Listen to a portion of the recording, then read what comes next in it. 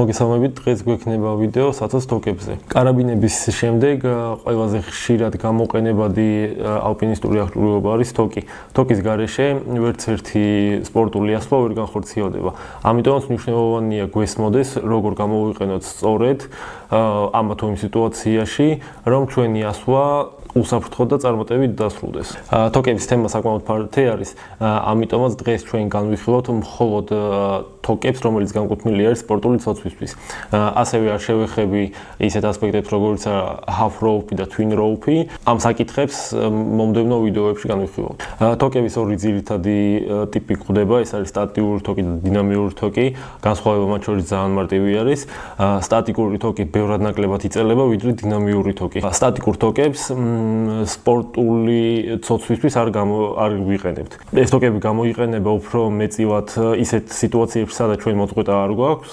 შესაბამისად, ცოცვისთვის ეს თოკი არ გამოდგება. გამოდგება სასიმაღლო სამუშაოებისთვის, სპელეოლოგიისთვის, კანიონინგისთვის, მაგრამ არა ცოცვისთვის. საცოცი თოკის შერჩევისას სამ ძირითად ასპექტს უნდა მივაქციოთ ყურადღება. ეს არის თოკის სისქე, მისი წევადობის კოეფიციენტი და დამზადების თარიღი. საცოცი თოკების დიამეტრები ვარირებს 8.5-დან 10.5 მმ-მდე.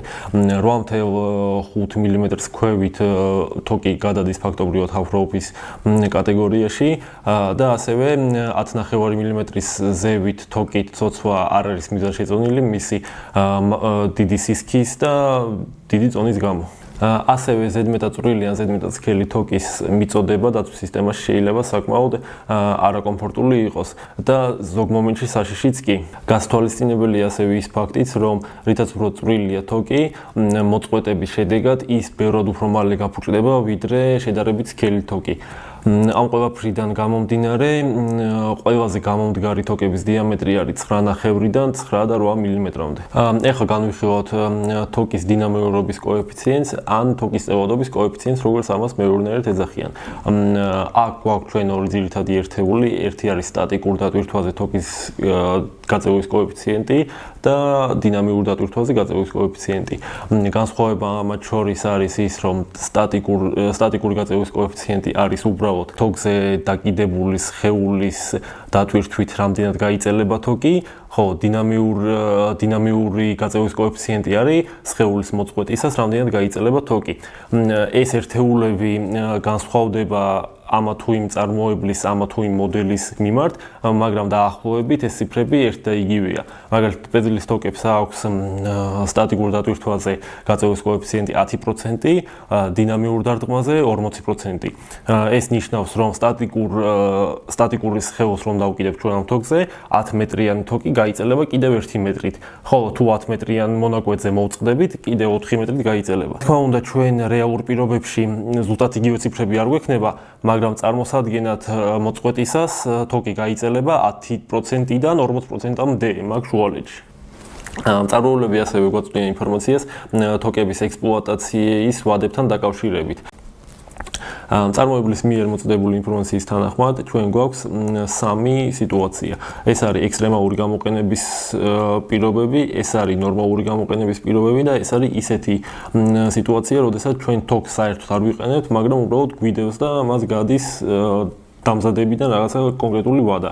ექსტრემალურ გამოყენების პირობებში თოკის საშუალო ვარგისიანობა არის 1 წელი. ანუ ჩვენ თქვათ, თუ ყოველდღე ვცოცავთ ამ თოკზე, ყოველდღე ვწყდებით, სადაც 1 წელიწადში ეს თოკი აღარ იქნება საცოცად გამოსადეგი.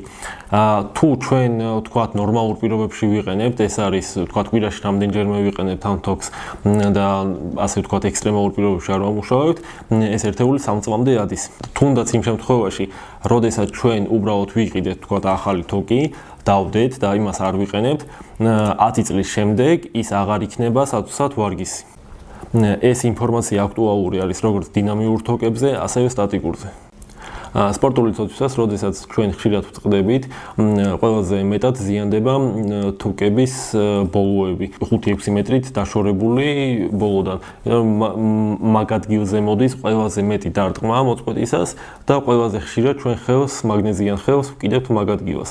ამიტომაც შესაძლებელი არის რაღაცა პერიოდის მერე შევცვალოთ საწუთი ბოლოები, იმისთვის რომ ცვეთა მეტნაკლებად თანაბარი იყოს თოგზე და ერთი მხარე მეტად არ გაფუჭდეს. იმ შემთხვევაში, როდესაც ჩვენ მუდმივად ცოცავთ ერთი მხარით და ის მეტად არის გაცვეთილი, შესაძლებელია ამ ადგილის გადაჭრა იმ ადგილამდე, სადაც თოკი აღარ არის დაზიანებული. თქვათ, 5 მეტრი თუ არის დასაწყისში თოკის გაფუჭებული, ჩვენ შეგვიძლია მოვაჭრათ ეს 5 მეტრი და დანარჩენი, თქვათ, 60-იანი თუ არის თოკი დაგვრჩება 55 მეტრი და ის 55 მეტრი გამოვიყენოთ ჩვეულებრივად საწუთად. ეხლა განვიხილოთ, რისგან შედგება თოკი, ანუ რა არის თოკის შიგნით. მეტნაკლებად ყველა თოკი ერთ და იგივე პრინციპით არის დაწნული. ეს არის გარეთა შალითა, რომლითაც გარშემორტყმული არის თოკი და შიდა წვერები, რომლებიც დატვირთვას იღებენ თავის თავზე. მნიშვნელოვანია, რომ გარეთა შალითა მყარად იყოს დაფიქსირებული შიდა წვერებთან და ის არ მოძრაობდეს ერთმანეთისგან დამოუკიდებლად.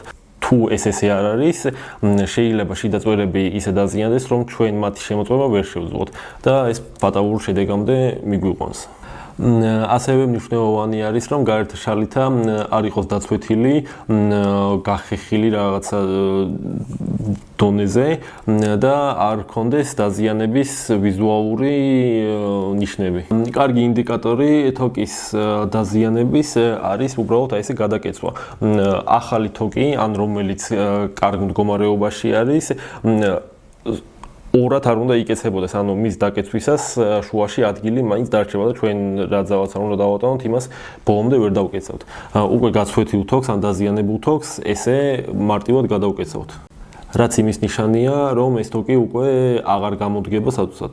ასევე შეიძლება შეხვდეთ თოკი, რომლის გარეთა შალითა არის დამზადებული წყალგამომტარი მასალით. ესეთი თოკები გამოიყენება უფრო მთაში ან ყინულზე საწუთად. კლდეზე მას ნაკლებად იყენებენ და მისი გამოყენება ნაკლებად არის მიზანშეწონილი მისი სიძვირის და უბრალოდ არასაჭიროების გამო. ორ სიტყვით შევეხები თოკის დასვრის მიზეზებზე და მის გაწმენდაზე. თოკი ორი ძირითადი მიზეზით ისვრება. პირველი ეს არის დაცვის მოწყობილობაში მისი სრიალი.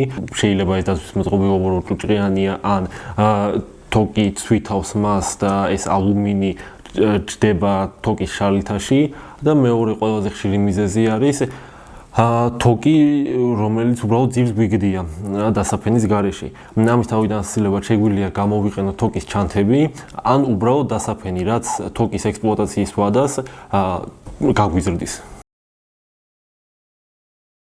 თოკის გარეცხვა შესაძლებელი არის როგორც ხელით, ასევე სარეცხ მანქანაში. რამდენიმე ასპექტი არის სარეცხ მანქანაში თოკის გარეცხვისას. არ შეიძლება გამოვიყენოთ კლასიკური სარეცხი ქიმიკატები. შესაძლებელი არის მხოლოდ და მხოლოდ გამოვიყენოთ ის სარეცხ საშუალებები, რომლებსაც უშვებენ თოკის მწარმოებლები. სპეციალურად იმისთვის არის ეს განკუთვნილი, რომ ჩვეულებრივმა ქიმიკატებმა არ დააზიანოს თოკი და ის მისი შემდგომი ექსპლუატაცია საშიში არ იყოს ჩვენთვის. ხელით გარეცხვისას თოკი უნდა ჩავალბოთ რამე რეზერვუარში, ცივ წყალში და შემდეგ სპეციალური ჯაგრისის მეშვეობით გავწმინდოთ ის მთელ სიგრძეზე.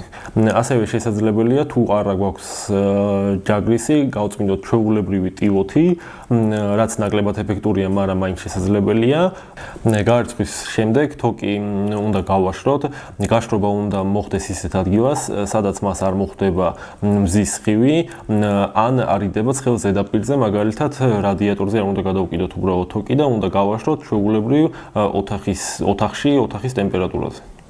ჩემგან დავამატებ, რომ ჩემი პრაქტიკის განმავლობაში დაახლოებით 10-ანადზე მეტი თოკი გამომიცვლია და არც ერთი მათგანი არც ერთხელ არ გამირეცხია. იმის გამო, რომ ვცდილობ გავუფრთხილო და გამოვიყენო თოკის ჩანთა, არ დავაგდო ძირს და ზოგადად გირჩევთ, რომ ვისწავლოთ თოკის სწორედ გამოყენება და არა მისი გარეცხვა. დღეისათვის სულ ეს იყო. დალაიქეთ ეს ვიდეო და გამოიწერეთ ჩვენი YouTube არხი, რომ არ გამოტოვოთ სიახლეები.